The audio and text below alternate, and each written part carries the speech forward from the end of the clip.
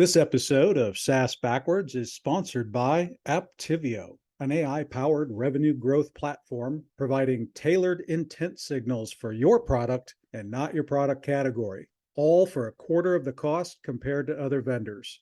To discover the shortest path to closing more deals, visit aptivio.io. That's aptiv.io.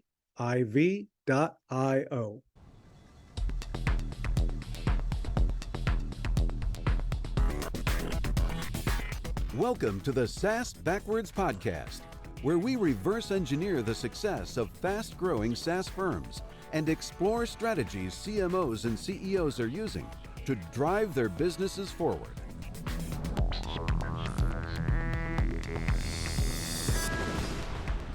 Welcome, everyone, to SaaS Backwards, a podcast that helps SaaS CMOs and CEOs to accelerate growth and enhance profitability. Our guest today is Guy Mounier, co-founder and CEO of Aptivio, a SaaS that positions itself as the only end-to-end revenue growth AI engine. Hey, Guy, welcome to the podcast.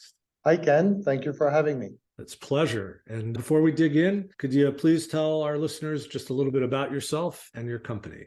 Yeah, absolutely. So, the company is a modern revenue AI SaaS startup based in New York City. Myself and my co-founder have been at it for the past 12 years throughout different companies. The most recent one was a fintech focused on KYC, know your customer. And we've always been intrigued by listening and monitoring what clients are saying and doing on the internet to try and guesstimate what they're thinking. And finance is a particularly good place to start that because financial firms don't just sell a product, they buy risk as well. So in short, big data engineers fell in love with enterprise sales. And here we are with Aptivio. And our mission statement really is to democratize access to revenue AI, empower senior leaders responsible for growth with a more efficient growth, and also empower their team to be more effective at generating demand.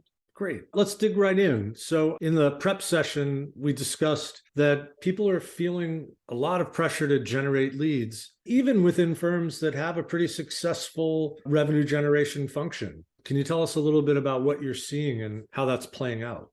Yeah, it's a general market trend and shift that we've been seeing. The ROI of traditional demand generation technique is just going down. So just as an example, the amount of money you need to spend, right, in digital marketing nearly doubles every year, right, to keep the same results, right? So just one example, and it just speaks to, the noise and the competitive landscape in the different categories our clients are in that is making it harder and harder to cut through the noise. And as a result, traditional lead gen is really suffering from that. It's almost like Moore's law in reverse, right? That's exactly that. Yeah. And in fact, we have a really interesting, takeaway from the Ascend conference. Maybe I could share. Sure. Yeah. So, the Ascend conference is a premier kind of B2B SaaS conference here in New York. They also have the same conference in San Francisco, and they really target go-to-market leaders in B2B SaaS, as I mentioned. And, we went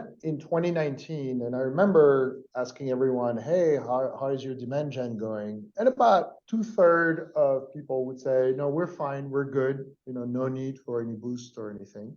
Fast forward in 22, 100% of go-to-market leaders, would have issues with demand gen and look to grow more efficiently. Even the ones that had good results in demand gen were under a lot of pressure from board, investors, CFOs to produce more leads at a lesser cost per lead. So the push to efficient growth is clearly here. I realize this is an anecdote, but this is really, the result of talking to over 200 go-to-market leaders in a conference. So that for us was really interesting. And along the same vein, we then would ask, hey, have you heard of revenue AI as a way to boost efficient growth? Only 1/3 had heard about it. And for the ones who had, they essentially 90% of them would say they couldn't afford it, meaning the value for the money, the complexity just didn't make sense to deploy some of the incumbent solutions that exist in this space. So you're speaking about being able to identify prospects via intent data that's available, right? That's certainly a big part of this. So just to make sure I got it right, so was it 1/3 of the participants knew about that possibility generally, or was it a vendor awareness? It was about that possibility. So, things go by different terms, right? So we call the space revenue AI at large, but fundamentally, it's what you describe. It's AI is about data, right? We all know that. So it's buyer intent data, right? Is my client in a sales cycle, right? So understanding the timing and the account and ideally the buyer level, right? The person level. But it's also other go-to-market signals because we all know that when we sell, timing is everything. But once you pass the timing, then you need to make sure you have the right relationships, right? So relationship signals become a key part. And then risk, of course, right? Am I dealing with all the relevant stakeholders? Am I competing with a direct competitor? I need to be aware of these risk signals as well. So in general, revenue AI encompasses, buyer intent, relationship, and risk signals, with buyer intent being really the initial alert that you get about, focusing on the right accounts. So in that conference, I think also you learned that people were seeking solutions to add to their efficiency in generating revenue, right? Absolutely. And so that was a big draw at the conference. I mean, obviously the big focus was go to market in general, but a strong focus on efficient growth. And in fact, we saw a lot of companies, right, in spite of, the stagflation environment that we're in, really looking to invest in December to hit the ground running in 23. And doing that really to reduce the cost per lead. So increase the number of sales qualified lead, but increase it in a very cost-effective way. And that combination is really key. You could sense that the CFO and CEO had applied pressure on the efficiency of that growth. And some of the jokes, during the discussions were, well, yeah, the growth targets haven't changed. It's just the budgets have been cut, right? Which just emphasize that point. So solutions, such as, 6 Sense, to just name, the 800-pound gorilla in a space, became all of a sudden less attractive just because of the cost and complexity of deploying that kind of solution versus some of the more modern players like Aptivio that are emerging in this market. So it's almost like you need as a CMO to be able to talk to the CFO. So if you've mastered that conversation, that's a good thing. But the bad thing is now they understand your KPIs better. Yeah, absolutely. I mean, one of the benefit of revenue AI, right? It's the benefit and the curse, right? Is full transparency on marketing attribution to revenue. Every single touch the client is now monitored as a signal and captured, attributed to every single business opportunities from the time you target a client, right, to aware, to engaged, interested, forecasted, and closed. So that transparency is wonderful for a CFO. It's wonderful for a CMO for that matter, but also requires, a different way of working. It sure does. Can we kind of dig into how a tool like Aptivio, makes a difference in that scenario?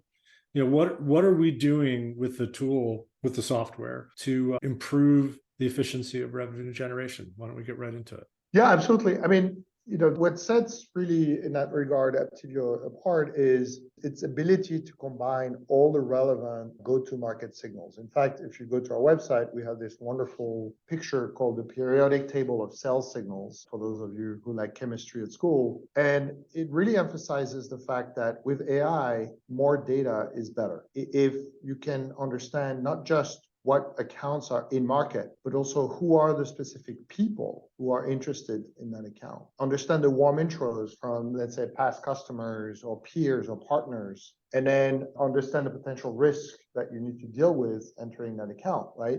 That 360 understanding of that potential opportunity allows you to be much more accurate at focusing on the right opportunity and much more effective at progressing it, right? So that's really one of the game changer is the ability to have a multi-signal approach, 360 understanding in a single platform versus the very siloed approaches that you have currently in the market, where basically each signal could potentially be purchased from a different vendor, making the complexity of implementation and the cost, too high.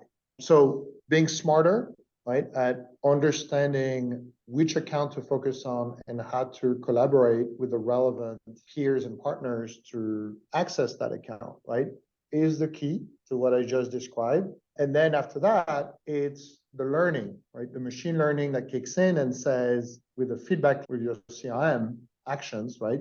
Where you start understanding better and better which signal is most predictive to finding your next customer. And two, which action is missing, which best practice is missing from the current client journey and sales engagement that you're doing. And so that's how AI becomes the ideal co-pilot for both sales and marketing. And as a result, helps you uncover more opportunities that are hidden from your current sales and marketing radar. And two, helps you convert more, so have a greater win rate by identifying, blind spots in some of the actions you're taking. It sounds like you're integrating like a social graph in your product, right? Absolutely. I mean, the sales is all about connecting the dots. When you talk about signals, what it basically means is you understand what your client is doing and saying. You understand that they're searching for keywords that match your product offering. You understand that they're connecting with a competitor website or a competitor or partner on LinkedIn. So you're getting all this evidence, right, that matches exactly what you sell and who you sell to. Right? You're getting that evidence that allows you to behave in a much more proactive fashion. But that's really good old-fashioned, connecting the dots, be able to cross-reference evidence about the client is indeed in a buying cycle, and then the ability to engage with that knowledge, which today, we often use the word personalization, right? Personalization is key to conversion. We like to call it digital empathy. And what we mean by that is nowadays, if you don't show empathy to your client at every touch point, you basically have lost the right to talk to them. We call that earning the right to talk to them. So signals are not just something that helps you predict your next customer. It's also something that helps you have a right personalized conversation because you play back to the client what you just learned. Hey, you've raised money. Hey, you've been researching this topic, or you're talking to my partner, and you insert yourself in a conversation in a way that shows that you understand them. And that, we believe, is very binary. If you don't do that, the market today is unforgiving for a one-size-fits-all approach. So that is, in many ways, a profound market shift that we're seeing. So digital empathy, I think that's the first time I've heard that. That's a good one. I'm going to be looking for that term being more widely used. Is it just me, or is it something you guys are bringing to market as a thought? It's something that we're bringing to a thought. It's something we've learned from the world of relationship bankers, right? Investment banks, private banks. That's how they talk about it. They talk about client relationships, showing deep empathy. And they talk about all these digital signals as a way to augment, right, that intelligence that you can have about your clients. So they describe it as digital empathy. We love the term, and we decided to bring it to the market at large. Nice. Hey, you look at intent slightly differently. My experience of it is, through like the lens of a Bombora, where the taxonomy is pretty, it's pretty straightforward, right? You don't have a lot of influence over that taxonomy. Am I right in understanding that you're building a slightly different view of what intent actually is? Absolutely. And like any, hot technology sector, right, you have a lot of information, a lot of conflicting information. So it's frankly quite confusing for CEOs and CMOs out there. But in short, it's pretty straightforward to understand.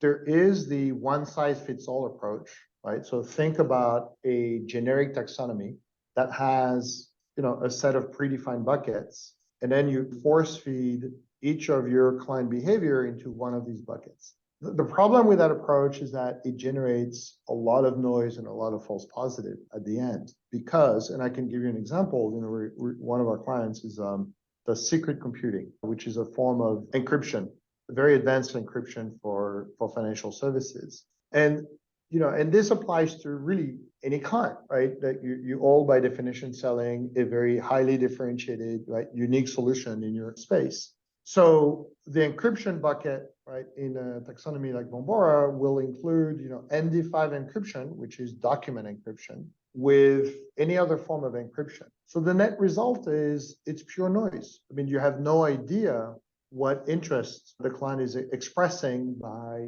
fitting into that bucket. For us, intent can only be calculated and tailored to a client go-to-market in real time. It has to be evidence-driven. You can't just say someone is in a generic category. You have to say, right now, they're searching for, to take my fintech example, holomorphic, encryption or secret computing, right? That's what they're doing. And they're physically connecting with a direct competitor of mine, a much larger incumbent on LinkedIn, or they're physically visiting their website. But that's what intent is. It's evidence that if your client or partner of yours was telling you this is happening with a client, you would jump on the opportunity. So that's the same thing with digital signals. They cannot be a mystery black box, which is often the problem of AI in general. It has to be evidence-based. And that's really what Aptivio brings to the table, is this new generation, dynamic, evidence-based signals that represent what we call true intent. That's terrific. And I appreciate the deep dive into the topic. It's really interesting. And I think the intent space is everybody's paying a lot of attention to it, and having a differentiated offering like yours is certainly worth exploring. I want to talk more generally now, if I may, about a couple of topics that I think would be of interest to listeners as well. You mentioned that in starting up Aptivio, this is a team that knew each other. And I'm just sort of curious if you can talk to the advantage of working with some of the same people in more than one startup, and how that played out from beginning to where you are today. Well, I mean, some of the advantages are probably pretty obvious. Some are not. I would say one thing: a successful startup is rarely the result of an overnight success. It's very often a decade-long journey. Exactly. Andreessen Horowitz has a wonderful say on this. They call it the idea maze, which is a succession of pivot, of trial and error that you do sometimes in the same company, sometimes between companies and projects that you've been involved in. And that's certainly true of me and my co-founder and some of the key founding employees that we've had. And I've just explained, this fintech experience that we had that really opened our eyes about how advanced hedge funds and investment banks are about listening and monitoring their clients. They're very sophisticated. And so those experiences are shared, right, creates a collective domain expertise that is extremely hard to disrupt, because it's not just a couple of years of R&D as a Series A company, right, that we've spent. It's really the decade-plus long domain expertise that we've built as a team. This being said, the more obvious benefit of having worked together is that we know our strengths and weaknesses. And the definition of a high-performance team is to cover for each other's weaknesses. That's why my tennis partners are always much younger than me. They're much faster. That's exactly that, yeah. But does it help you? Like, for example, I would imagine makes fundraising just a little bit easier if they know the founding team has already had success. I imagine it makes arriving at your important decisions a little easier, so that it can accelerate certain things. Yeah, absolutely. I mean, this is our third company. One was acquired, very successful acquisition. The second, was more of an asset sale, so less successful for, in terms of exit for investors. But this being said, the fact that you have a successful track record, you'll have successes and failures by definition when you take risk, but definitely helps with attracting investors. In fact, we have a number of past investors who invested in Aptivio, as a testament of that. Yeah, and by the way, to your point about the overnight success, I've never met an overnight success that wasn't about 7 or 8 years old. So it definitely takes time to build a company into some kind of success. And for first-time CEOs, of which there are a lot, we interview a lot of them on the podcast. I think you have to have the marathon runner's mentality. You can't expect it to be a sprint. Not everybody is a Facebook. So, and even that took some time to really take off. One of the things I wanted to ask you is what's actually working for you guys in demand and lead generation? How are you using your own tool, your own technology, and what else are you doing to help drive revenue at Aptivio? So it's a great question. So first of all, I mean, as you can imagine, right, we are our best customers, right? So we use Aptivio 100%, right, for everything. So for recommending, so detecting buyer intent at our clients, recommending warm intros. So we leverage our investor and board network to the fullest, right? Very systematic, real time. We leverage partners. We have a number of go-to-market partners, both on the go-to-market consulting side and even lead gen service providers or partners of ours. We leverage those networks very effectively through Aptivio as well. So we are the best example, the best case study of our own product. And it's great because that allows us to innovate, allows us to also, especially when we beta release a new feature, to test it right away before we roll it out to clients, et cetera. So Aptivio is a key part in our space, as I'm sure many listeners experience, right? It is incredibly crowded, right? So you have every day, it seems, a lead gen service provider sending you an email asking if you're looking for qualified leads, right? So whether it's AI powered or human powered, we all sound the same, right? Hey, do you want qualified leads? So we find that in our space, relationship is critical to establish trust. So the combination of delivering a return on experience. So we're one of the first revenue AI company in the market to have a free trial that allows you to start using a product for free. It sounds obvious probably to listeners, but in the world of AI that is so data intensive, it's actually a really hard problem to solve, right? To have a free edition of your product and a very quick onboarding because of all the data processing that takes place to tailor to someone's go-to-market. But we've succeeded to do that. So delivering a return on experience and immediately for free, where you can see opportunities that are already in your pipeline and ones that should be in your pipeline, right, is a wonderful way to highlight the value of our solution to clients and kind of cut through the noise. But second is relationships. We've been very effective leveraging gen partners in particular to go to market because the more traditional kind of SDR-led approach in our space is not effective at all. Yeah, it's getting harder and harder for SDRs to just cold prospect. We really need to offer something of high value to get those folks to be able to get through. I agree.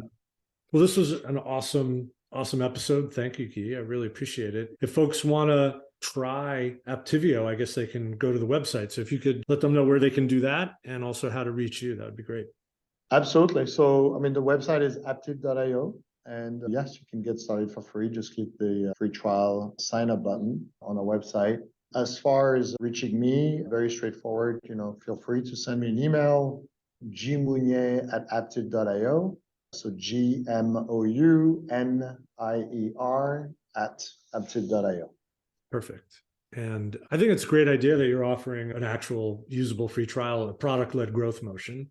I think that's for this kind of product, a real differentiator that people can get their hands on it and actually use it without being a paying client. That's awesome. If you want to reach me, if listeners want to reach me, I'm on LinkedIn at linkedin.com/in/Ken Lempit or KL@austinlawrence.com. And if you haven't subscribed to the podcast yet, please do so wherever podcasts are distributed. And Guy, thank you so much for sharing the time with us today.